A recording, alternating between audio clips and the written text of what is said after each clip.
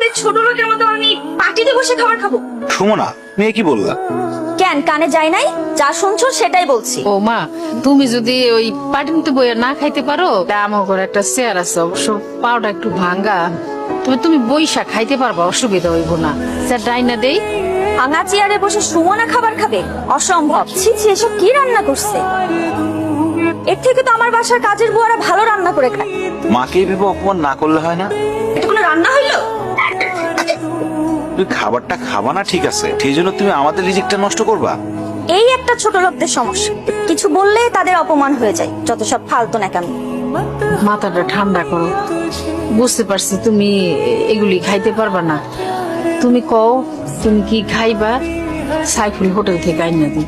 ভাবি, মা তো ঠিকই বলছে, তুমি বড়লোক মানুষ, তোমার এইসব খাবার পছন্দ নাই হইতে পারে। তুমি কি খাবা বলো? ফ্রাইড রাইস আর চিকেন ফ্রাই। মা, সেটা তো মেলা দাম। আমি সারাদিনে যে ইনকাম করি তা দিয়ে তো এক প্লেট ফ্রাইড রাইসও হবে না।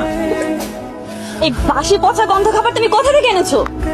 ওই যে আমাকে 3 রাস্তার মোড়ে যে দোকানটা আছে না, সুন্দর করে ওই দোকান থেকে আনছি। আমার সামনে নিজে বানাই দিছে। আমি কি ফুটপাতের খাবার খামে? তোর কাছে বড় কোনো চাইনিজ রেস্টুরেন্ট চোখে পড়ে নাই? মানে তোকে বিয়ে করছি বলে কি তুই আমার লেভেলটা ফুটপাতে নামে আনছোস? বউ, তুমি তো জানো আমি একজন গরিব সবজির দোকানদার। সবজি বিক্রি করে যা ইনকাম করি তা তো বড় রেস্টুরেন্ট থেকে খাবার কেনার মতো সামর্থ্য আমার নাই। হারামজাদা, তাই বলে কি তুই আমাকে ফুটপাত থেকে খাবার এনে খাওয়াবি? ধর, তোর খাবার তুই খা। তুই এরকম কষ্ট করে আর কতদিন পার করবি? তোরে তো বউ সম্মানও দেন, আর যা মনে হইতেছে বউরে দেখে মনে হয় না বউ সংসার করবে। কি মনে হয় তোর তালা কিনে নিতে চাই। এখানে বালিশের পরিবর্তে ইটকে আমি রাখছি যাতে তোমার মাথা ফেটে রক্ত বের হয়। মানে তুমি আমরা খুন করতে চাও? হ্যাঁ, করতে চাই, প্রয়োজন পড়লে তাই করব। আমার ডিভোর্স চাই।